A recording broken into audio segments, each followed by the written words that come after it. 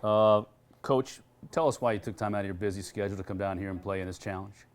Well, first of all, Gary Stoken and his crew, they do an unbelievable job of just communicating and making sure that we know when this event takes place, so we can all kind of get it on the calendar early enough.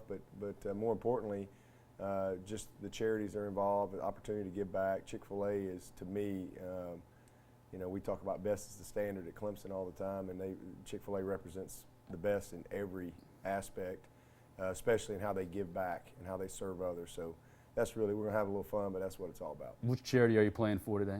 Our foundation, the All In Foundation.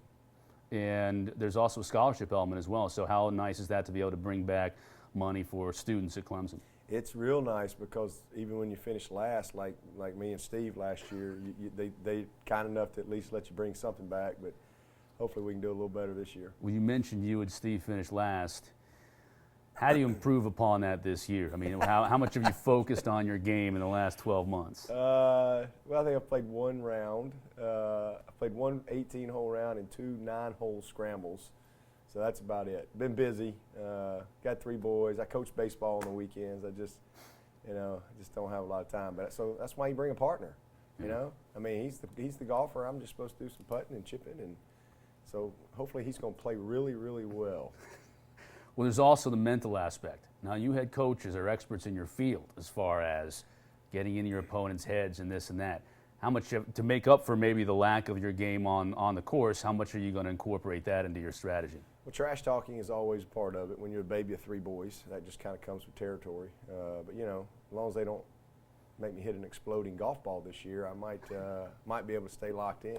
See, that's somebody else trying to play tricks on your mind right there.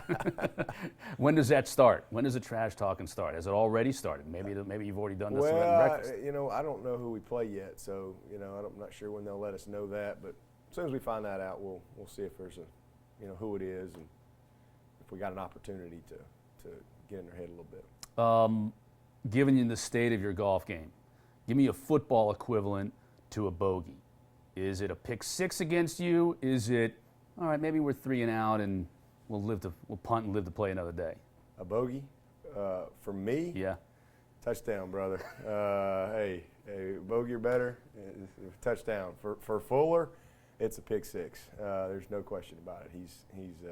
He won't be happy. So given that, if you get a birdie out there, what's the level of elation from a football standpoint on that? Well, that's a score, and then we kick off and they fumble on the 5 and give it right back to us. So that's almost like going up 2 scores. Birdie for Swinney Fuller for sure. How do you play the 18th on this course? Because that's tough. Now you go up. That's you get a long one. Yeah. With the water on the left. Well, I mean, just swing hard. Try to always get it up there somewhere on the right side where we got a shot at it, but it's a long hole. But the key to that one is just getting off the tee. That's the whole key to it. So you're grip it and rip it. You're playing aggressively on 18 regardless. Oh yeah, absolutely.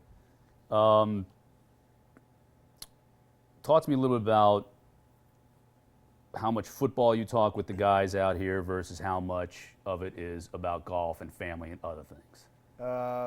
Kind of a pretty good combination of all those things, just depending on the setting. I mean, last night I was in here, and as soon as I got here, I'm talking football with Paul and Fedora. So a little bit of everything. Just depends again on the setting and where we are and who I'm sitting with. I'm curious as to how much you glean from these guys, even now, because you've talked so much football with them over the years. How much can you pull out, whether it's about X's and O's or whether it's just about, is it more about rules changes and things like that? All of the above. Yeah. I mean, I do 2 big events this year. Every year I do the Nike event in February, and I get to spend a lot of time with head coaches, and then this event. And that's really one of the best parts for me too, is you get just an environment where it's relaxed, and you get a chance to spend some real quality time with Brian Kelly last night. Having a chance to sit and talk. And we weren't talking X's and O's, but we were talking some organizational stuff. Things within the team. That he's dealing with, and vice versa. And you glean a lot from those conversations because those are your peers. Yeah. You get a chance to sit down with your peers, and you all have the same problems and same calendar, so forth. So it's very helpful. First concert, these are some rapid fire stuff. First concert you ever attended?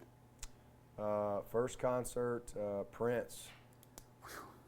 You know what? Purple rain, purple rain. So that's 80, was that be 80? Yeah, I wasn't early 80s? I wasn't a big concert guy. When you were a kid, speaking of which, was there a favorite Halloween costume that you remember? Favorite Halloween costume? Nah, not really. I mean, I dressed up as Coach Bryant, some Alabama player, you know, whatever. I was Dolly Parton one year. You were. I was Dolly Parton. That was quite a scene. Much more intricate costume than Bear Bryant, right? Yeah. Yeah. Many more elements. Yeah. Dog or cat? Dog. You have a dog or dogs? Oh yeah. Yeah. Got a Boykin Spaniel, Hershey. I've always had dogs. What's Had a dog in college, Clyde. So I've had dogs forever. What's behind the name Hershey? Well, he's a Boykin Spaniel, which is the state dog for South Carolina, and they all look the same. They're chocolate. They all have chocolate, brown eyes. They look like exact same. Gotcha. And so Hershey just was kind of a good fit. The boys named him. Your office is on fire. Fire department's screaming at you to get out. You got to get one thing, pick up one thing on your way out. What are you picking up? One thing on the way out, probably my phone. You know, I mean, does that count? It counts. It says a lot about you. Just say that. It says a lot about you that the phone. Well, I need to be able to call somebody and say, hey, come help me. You know. I thought you might need the phone to say, I got recruiting to do this afternoon, so I need my phone with me, so I can't stop put working. The fire out. Bring me some water, so we can save some of this stuff. All right. I don't know. Probably a letter my son wrote me. Oh. That's probably what I would grab. Probably the first thing. Your phone's probably in your pocket, so you probably got that already. Yep. That's it for me. You got anything else? Breakfast cereal. Oh, breakfast cereal. Yeah. Do you have a breakfast cereal? Yeah, I have lots. I'm a big. I like the Honey Nut Cheerios, Frosted Flakes guy. That'd be my top two. Do you eat cereal every day, or is it No, more of a just? No, just when it's occasionally when it's Yeah. there. I love cereal though. I do I'll too. eat cereal anytime. I will too. I mean, like it doesn't that. matter dinner. It doesn't matter, but just kind of when it's there. Usually when I'm on vacation, I usually will eat cereal all the time. But when I'm on a normal day, I'm just up rolling banana, Power Bar. For cereal, do you put real milk in it or almond milk? Like What the heck's almond milk? Yes. I don't do no almond milk. that's the answer I needed right there. That says I don't know all. what almond milk is. I don't need it. Yep. I Soy drink- milk, I almond drink milk. It ain't really I mean, cereal. I'll drink the low-fat milk, I guess. But if you put almond milk or soy milk into Frosted Flakes, it ruins the Frosted Flakes. No, that ain't happening. All right, good. No, I just won't eat it. Yeah.